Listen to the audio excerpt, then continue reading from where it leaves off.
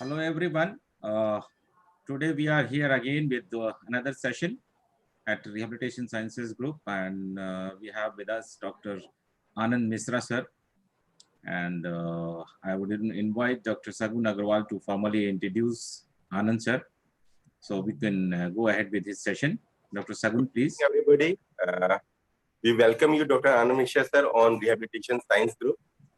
Sir is professor and principal in Indore Institute of Medical Institute. He is in charge of the physiotherapy department.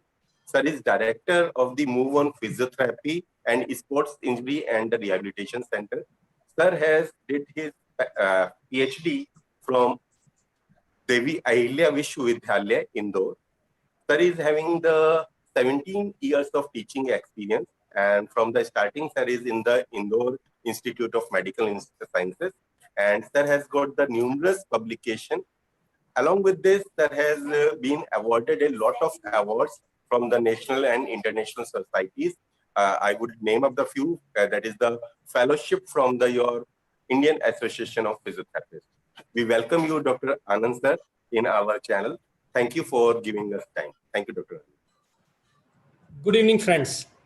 Thank you very much, Sagun sir, Dharam sir, Harpreet sir, and Rehabilitation Science Group for inviting me to deliver this lecture. I must appreciate this effort for sharing the knowledge among each other.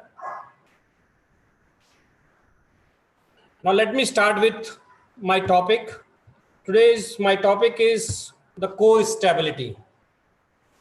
So if you talk about the core stability, what is core stability? If you see your body is having a skeletal system along with the muscles, fascia, ligaments supporting that. Assume if you are having only this hollow structure, what will be your fate? You cannot be able to maintain mobility and stability together. I'll just take an example of a can, a filled can and an empty can. If you put a weight on the empty can, what will happen? It will squeeze and get it distorted. Similarly, our body is there. If we don't have core muscles, it will go in that direction only. So the body structure or core is having a similar to the filled can, which is closed. The upper side is diaphragm. Lowerly, it is the pelvic floor muscles, and it is surrounded by various muscles, front on the abdominal muscles, back, multifidus, and other back muscles. I'll just give you a task. If you just give a push thrust to a neighboring friend, what will happen? Your whole body will be contracted and trying to hold that position. This is the main function of your core. As you all know, that body is attached to each other like a kinetic chain. Each and every segment is being associated by each other with the help of muscles and ligaments. So if you talk what is core stability, the ability to control the position and motion of the trunk over the pelvis and leg to allow, what is going to allow? It is going to allow optimum production of the force, optimum transfer of the force, and control of the force as motion to the terminal segment. If you stand erect and just put one hand on the back and another hand on the front and just try to raise it up, you will find that your muscles are getting contracted to hold your position. If you see, this is a very fancy term. Everywhere people will be talking about core, Pilates and all. So it is having some synonymous terms like trunk stability, core training, lumbar stabilization, and neutral spine control. If you see, as I shown you the first photograph, if you are having only skeleton, it will be collapsed easily. Or you see this empty can, it got squeezed easily. The core allows a generated force from the lower limb or upper limb transfer to either lower limb or to the upper limb. if the muscles that controls the extremity are stronger and the core is weak, your transfer of force will be very less. For example, if I transfer my force with this, it is very less. But if I put something hard or core in between it, and if I put the pressure or force, it will be transferred very nicely. So it spare the spine from the excessive load, is transfer the force, as I said, from lower body to upper or upper body to lower. The area between diaphragm and pelvic floor is known as a core. The area between sternum and knee is also been sometimes considered as a core because various hip muscles are also involved in the core. What is stability? Basically, when you talk, the physician, they talk about the clinical stability, and physiotherapists, they are more concerned about the mechanical stability. Another example I would like to say, if you see the roof, we are putting iron rods in between the cement. These iron rods provides the stability. They are working like a core. So these are the lumbopelvic complex, which consist of almost 29 different muscles. You can see front and back photographs of muscles. I'll not go much on the origin and insertion. I'll just go to the functions of them. So basically, core muscles are divided into these groups: the lumbar spinal muscles, abdominal muscles, hip muscles, and a transverse spinal muscle group. In lumbar spine muscles, there are the muscles erector spinae, quadratus lumborum, latissimus dorsi. In abdominal component, there is a rectus abdominis, external obliques, internal obliques, and transverse obliques. Hip muscles, that includes gluteus maximus, medius, and psoas. There are the transverse spinalis muscles. They are rotators, interspinalis, semispinalis, and multifidus. So these are the diagrammatic representation of all the muscles. Rectus abdominis. This is a very important component of core, and you know everybody is fascinated about these muscles because this is also known as six-pack muscle, which makes the anterior abdominal wall, and it is a front of your core. It extends from the rib cage to the pubic bone. Another muscle is external obliquus. This muscle is located on the lateral side of abdominal wall, along with internal abdominal obliquus and transverse abdominis, which makes that lateral compartment, lateral abdominal muscles. The next muscle is internal obliquus. This muscle, along with that external obliquus, make the lateral wall. The transverse abdominis muscle, again, it makes, along with external and internal obliquus, as a lateral compartment. The small muscle multifidus, which is starting from your lumbar spine to the cervical spine and stabilizing the each and every segment of your spine.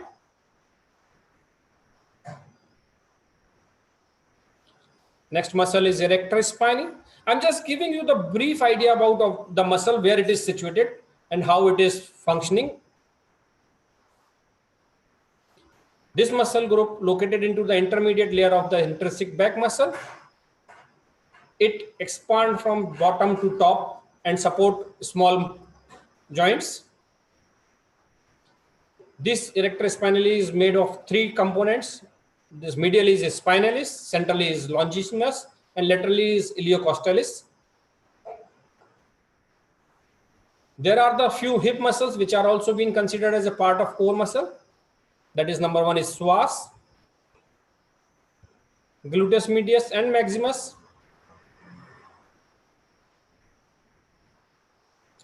As I said, now see this example of a weightlifter who is trying to lift a heavy weight on his lower limb. He is generating the force through lower limb, transferring it to the upper body with the help of rigid torso.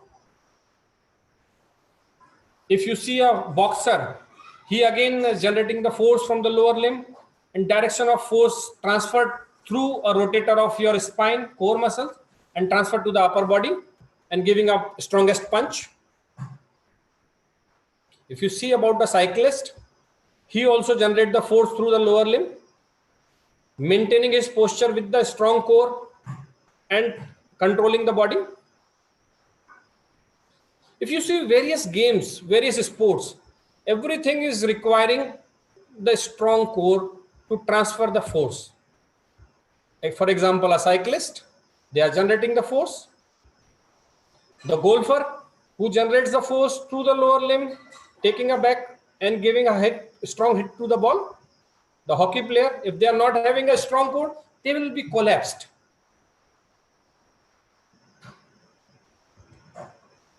You talk about runner, you talk about swimmer, you talk about the badminton player or tennis player, and you talk about your commonest game, cricket.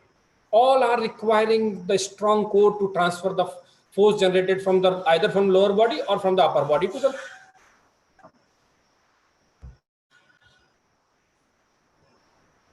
There is a one how the stability of the spine is being maintained. There is a one Punjabi model regarding the spine stability. That stabilizing system is consisting of one, the passive system, that is your bony articulations, bony surface, joints, which makes the passive system where we don't have any control. It has been God given. There is an active system which includes of muscles and ligaments. Actually, ligaments are not considered that much of the active system part, but yes, as they are working together, muscles, that's why we are considering this here. And there is a neural control. So joint position sense and other sense are working. They are giving a feedback to your body, a brain, and the body is trying to stabilize. As I given you first example, when you push somebody else who is standing all of a sudden, he tries to maintain his position. That is a neural control. So as I said, the most of the things which are in control are your second component, your active system, that is including of muscles. So this muscle system must be activated, but there is one very important issue in core stability where strength only is not important. Here co-contraction of your all muscles working coordinatedly is very important, because all of at a time all the muscles should start contracting together. If you see a small example how the vertebra is being stabilized, and this is the active system, muscles which are supporting.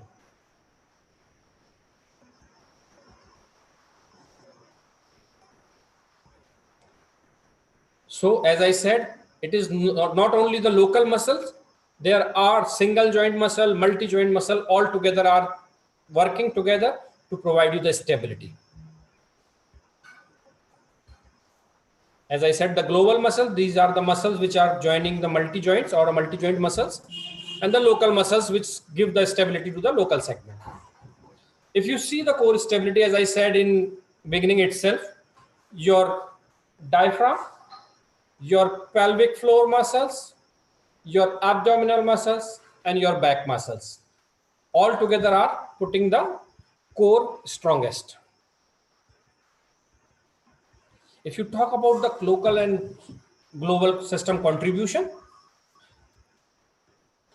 basically local muscles provide the short segmental muscles which provide you proprioceptive and kinesthetic sensation, and the global muscles acting together, increasing intra-abdominal pressure and maintaining the strength. As you can see, this two empty cans.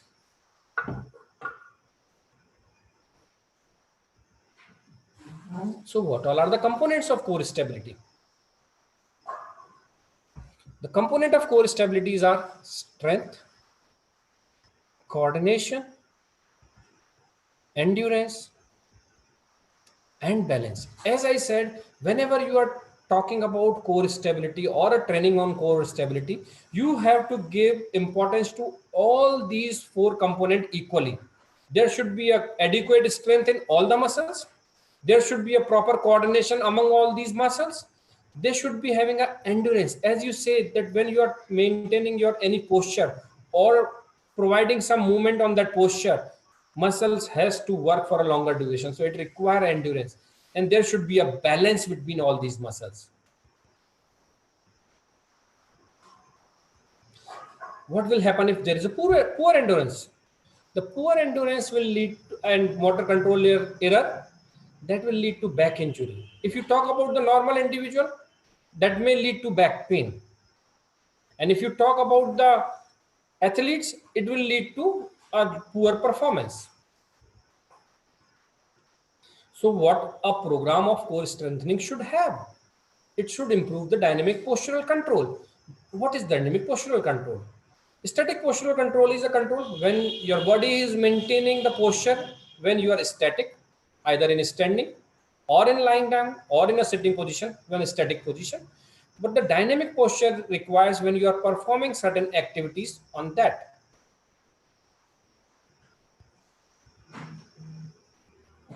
So how does spinal stabilization work?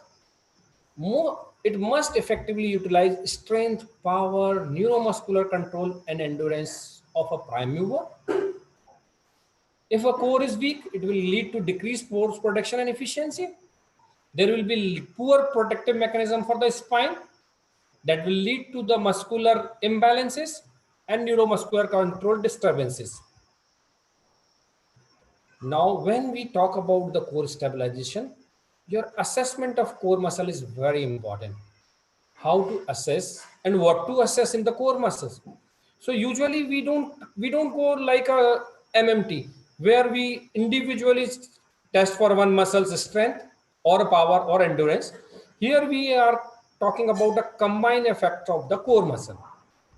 So what we will assess? We'll assess the muscle imbalance.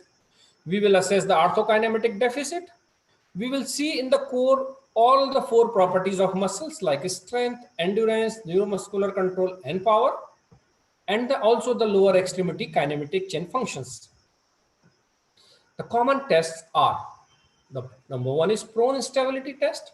There is a prone extension endurance test. There is a prone plank test, flexion endurance test, side bridge endurance test, pelvic bridge, leg lowering, trunk curl, hip external rotation strength, modified Trendelenburg test, single leg squat in various plane. So what will we do on the prone stability test? In this test, we take a person to the prone lying position at the edge of couch, comfortably keeping their foot on the floor. And when we are testing a particular segment, we put a posterior anterior pressure on that. If there is instability, what will happen? A patient or person will lift the leg from the floor as a protective phenomena to protect the spine from the further injury. If a person is able to hold this position, then his core there is no instability. There may be in initial stages only a provocation of pain. This is the flexion endurance test. In this test, we'll ask to do the abdominal curl up. But what we have to see very carefully, we have to maintain the posture properly. There should not be more of the lumbar lordosis. There should not be less of the lumbar lordosis. There should not be any stress on their neck, back, anything. The third test is a very difficult test. It's a prone extension endurance test. In this, we are keeping a person hanging just at the edge of the couch, keeping back straight, and we will ask him to maintain this position for a duration. This is side plank. Again, in each and every test, we have to basically concentrate on a proper alignment and posture so that muscles are not being compensated or giving a stress, undue stress. This is pelvic bridging. Usually we do it, but we have to see for the endurance here, how long a person can hold this position.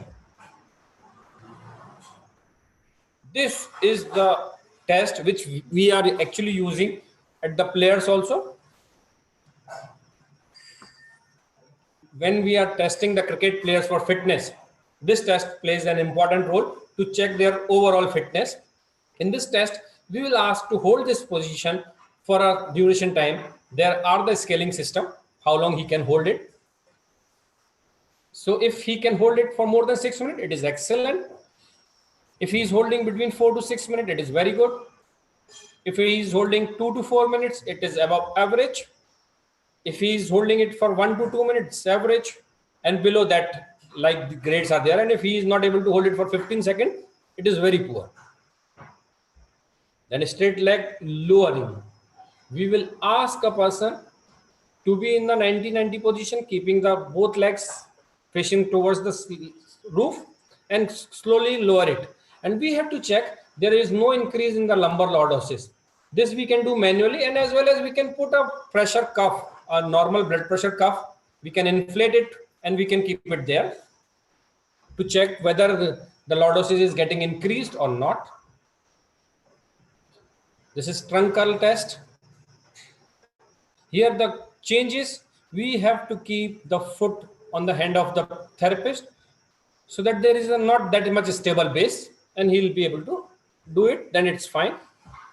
The same as I said that there is a abdominal neuromuscular control test. We can utilize normal blood pressure instrument for checking this.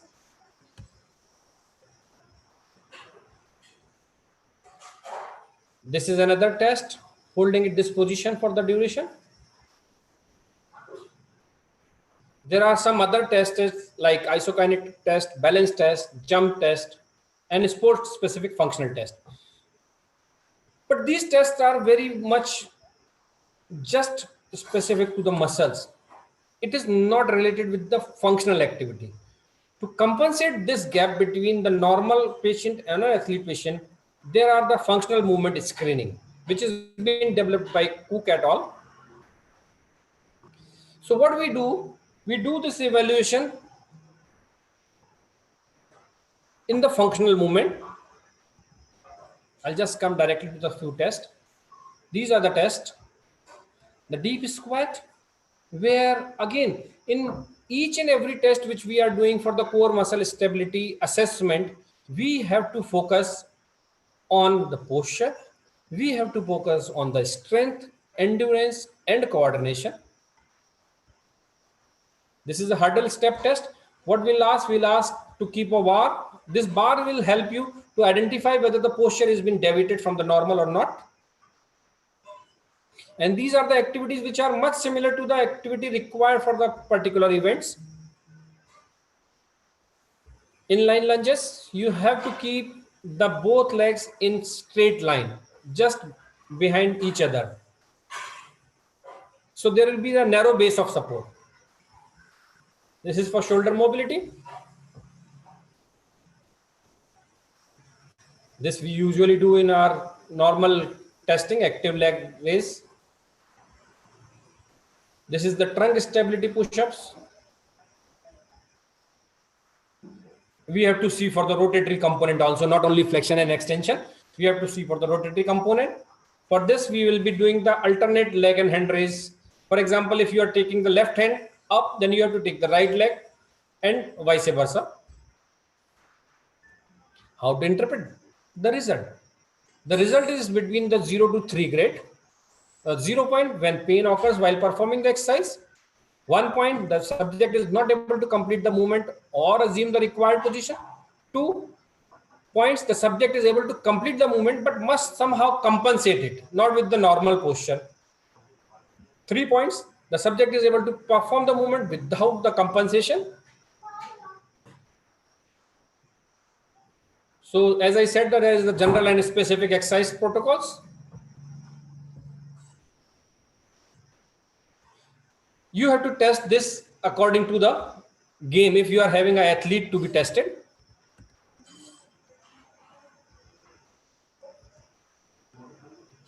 So what all are the guidelines for doing the core stabilization exercises? We have to perform comprehensive evaluation that includes muscle imbalance, myokinematics deficit, orthokinematic deficit, core strength, neuromuscular coordination, power, overall kinetic chain function. That program requirement should be, it should be a systematic one, progressive, and more of functional. You have to concentrate on all type of concentration, like there will be concentric contraction, there will be eccentric contraction, and there is an isometric contraction. So you have to see for both. Begin program with most challenging environment that can be controlled. A progression must be challenged gradually. So this program should have a proprioceptively rich program.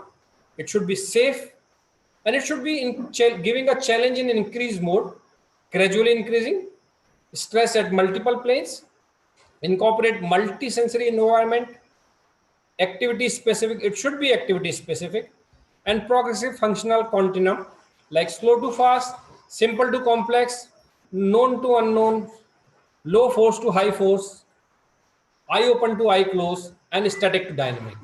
So these are the factors which need to be taken care during the exercise. Your goal is to develop optimal level of functional strength and stabilization. Focus on neural adaptation instead of absolute strength gain. Increase proprioceptive demands. Quality, concentrate more on the quality, not on the quantity.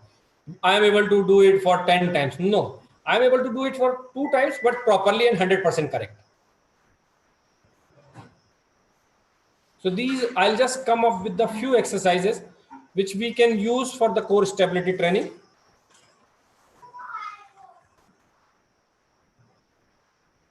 The easiest core stability exercise is abdominal indrawing. You can just ask a person to indraw the abdomen towards the spine as if we do for just holding the urine, and this will contract all of your muscles of your core.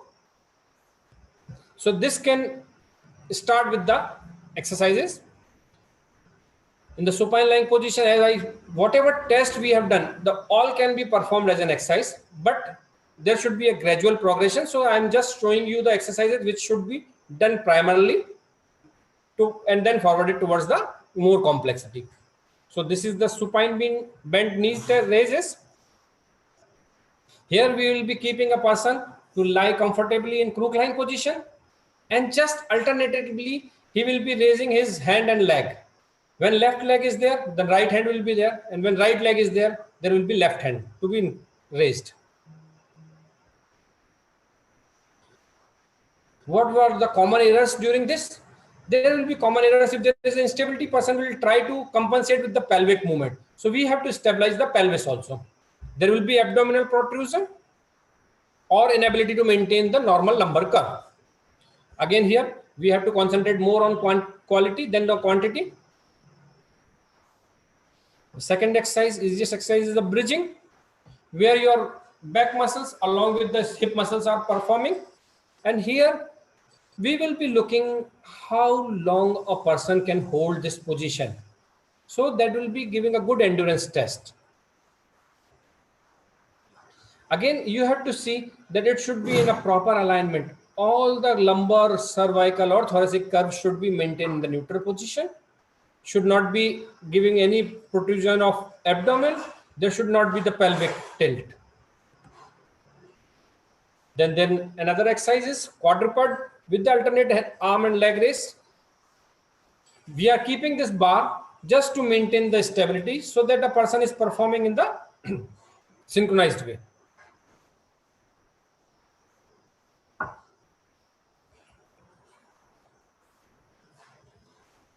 The prone plank, as I said, again, we have to concentrate more on quality. There should not be any compensatory movement like increasing a lumbar lordosis or sag. We can progress by raising one leg, straight leg, so that the base of support is being disturbed. Then we can go for the side plank.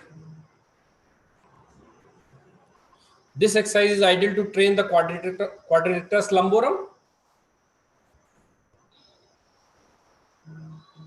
Again, there should not be any undue stress on your shoulder or your cervical spine or your knee.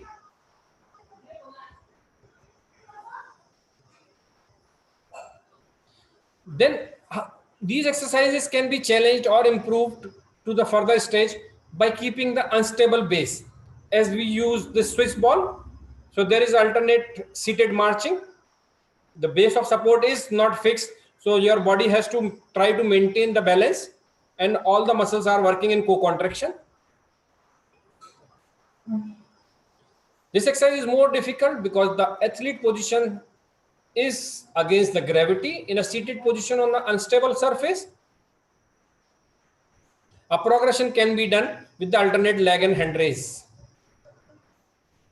Again, there is a spinal flexion on the physio wall, which again challenge your neuromuscular system, your kinesthetic sense, and challenge to all muscles to maintain the contraction properly, co-contraction of all muscles. Then alternate leg bridge with the shoulder on the Swiss ball or a physio ball. This again is giving a challenge of unstable base, and this unstable base initiate contraction of all the muscles of core. And this is the leg curl on the physio ball. Whenever we are teaching or training about the core muscles, our focus is not only on one muscle, it is on all the muscles which are surrounding. This is abdominal rollout.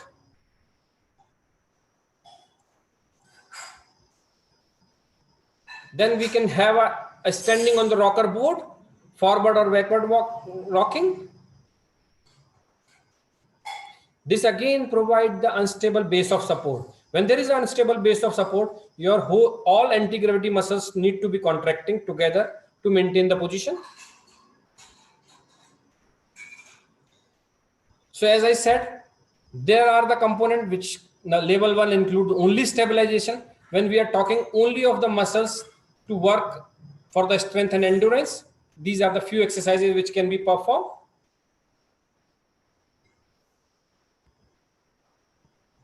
When there is a stabilization and strength together, we are just challenging the base.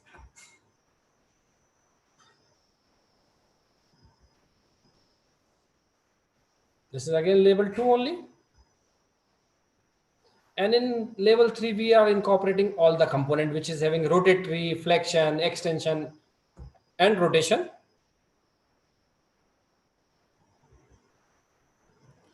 So these are the few exercises which can be performed to maintain the core muscles. This is a small presentation of these muscles, as it requires more on hands-on. So whenever I'll get a chance to explain you in person, I'll be able to demonstrate more on the videos. Over to you, Dharam sir. Thank you, sir. Thank you. बहुत ही अच्छा lecture रहा आपका, और really we are thankful to have you here on this platform, and so many of good things you taught us. So with this note, thank you so much for accepting our invitation from Rehabilitation Sciences group, and I request everyone who are watching, they must have been benefited with this lecture, and I do request everyone to please subscribe so that you keep getting updated on what the next lecture is. There are a lot of lectures are scheduled. So thank you so much, sir, for accepting our invitation, and thanks to our participants who are watching this. Thank you so much, sir. Thank you. Thank you, Dharam sir. I have tried to compile in a minimal time space. So whenever we will be having a chance to have a hands-on, I think it will be more useful for them. Definitely, sir. Definitely. Thank you, sir. Thank you, sir.